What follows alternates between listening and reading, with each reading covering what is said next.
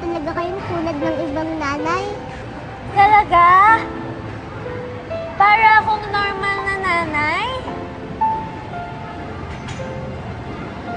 Sayang. Sana pala dati pa ako gumaya sa ibang nanay. Bakit po?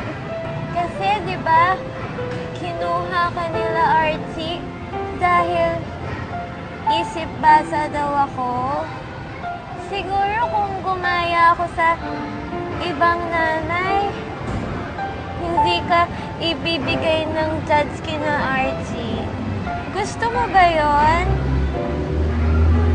Mas gusto mo ba yung kasulat ako ng ibang nanay? Nanay, hindi po. Mas gusto ko po yung talagang ikaw. Mas gusto ko po yung nanay na kalaro ko.